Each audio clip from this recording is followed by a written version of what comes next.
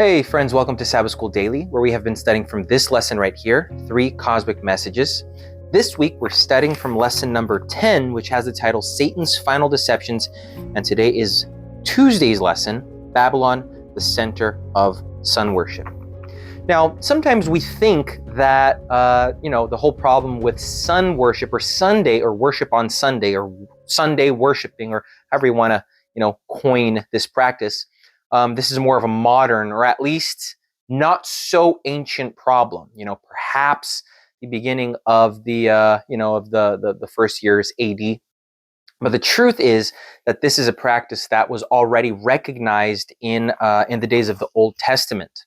When you look at several verses that the Bible includes, actually the lesson includes, you'll see this, for example, in Ezekiel chapter 8, verse 16, that it says this. Ezekiel 8:16, it mentions this practice in the days of Ezekiel.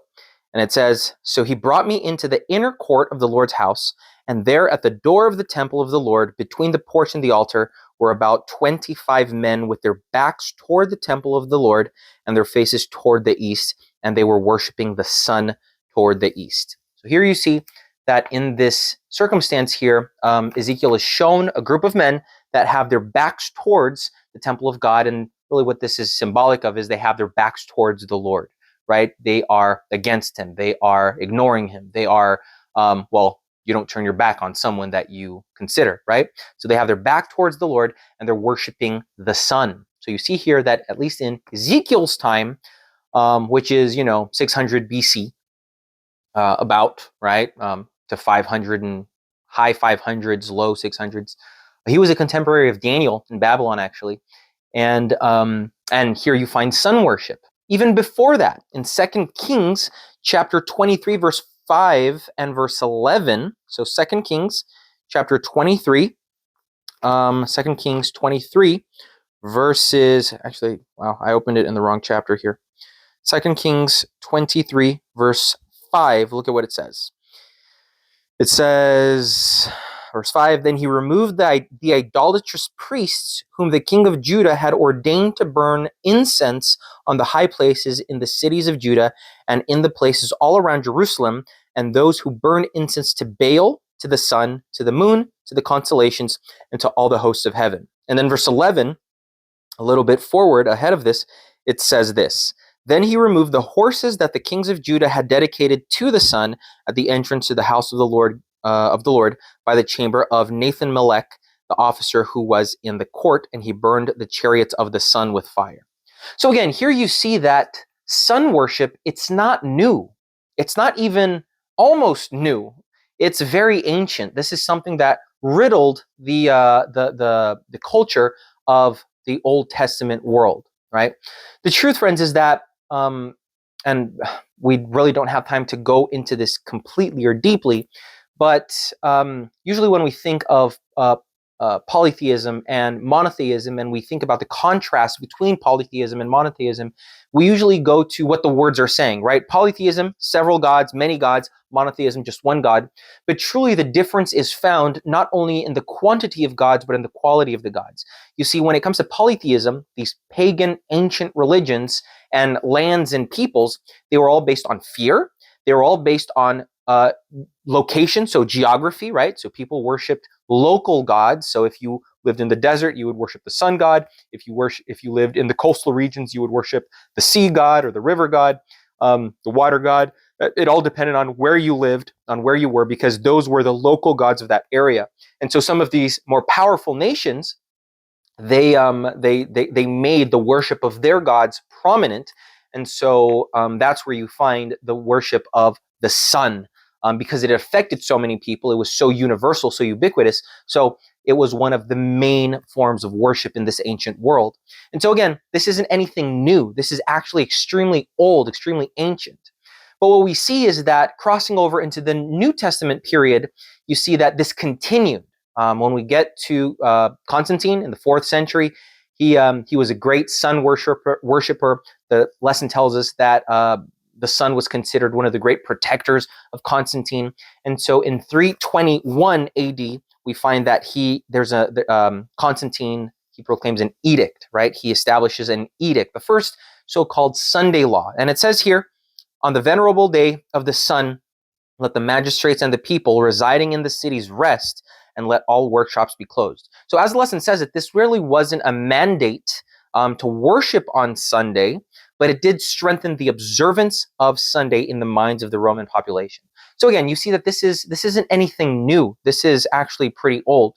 Now, I'm going to get to this on tomorrow's lesson, but one thing that I want to include because it has to do with it is a statement made by Dr. Edward T. Hiscox. This is on Wednesday's lesson. I'm going to read it again tomorrow, just for context. But it says he's addressing a group of Baptist members, groups of hundreds of Baptist ministers, and he says, what a pity it is that Sunday comes branded with the mark of paganism and christened with the name of the sun god, then adopted and sanctioned by the papal apostasy and bequeathed as a sacred legacy to Protestantism. So here you see that the Sunday, it didn't come from the Bible. It's not a biblical concept. The Sunday as the day of worship, as the day of rest, is a very old deception of the enemy. Be that in the Old Testament times, be that in the New Testament times, and be that in the history since then. Usually what you'll find in the Christian world are several excuses or arguments against the idea that you should worship on the Sabbath, the seventh-day Sabbath, and that you should actually worship on Sunday, right, the first day of the week. There are several arguments that are used, one of them being, for example, that Sunday is the day of the Lord, and since Jesus, he resurrected on Sunday, that's the day that we should keep. Others say that it doesn't really matter what day you worship on, that you should worship on all days and you should keep all days, or what really matters is that you keep one day.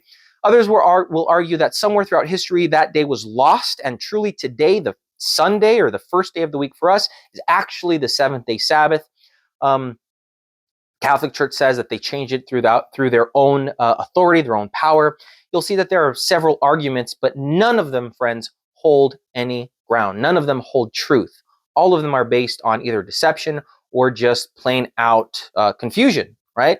Nowhere in the Bible does you find anyone anywhere saying that the day of the Lord is the Sunday, is the first day of the week. Actually, when you look in the New Testament, the day of the Lord is the Sabbath, right? When John says in the book of Revelation that he was on the day of the Lord on the island of Patmos, that is the Sabbath. That's not the Sunday. This terminology is not present in the New Testament.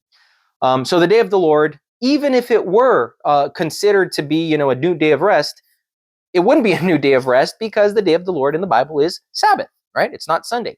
But even then, you don't find this switch. You don't find anywhere someone saying that we should then keep the day that Jesus was resurrected on. That did not come in the Bible anywhere. Nowhere in history do you have a switch or a lost day. Nowhere. There's no record of that. That would have to be a very ubiquitous change. And actually what you find is a universal understanding of the 7-day cycle of the week. So that doesn't hold any ground.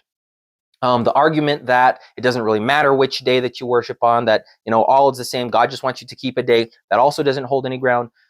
It doesn't hold any truth. The Bible reveals God as being a very specific, a very detail-oriented being. If God said Sabbath, he meant Sabbath. If he said the seventh day, he meant the seventh day. The God of the Bible never reveals himself as someone who doesn't care about details. Nothing that he talks about is too small for him to care about.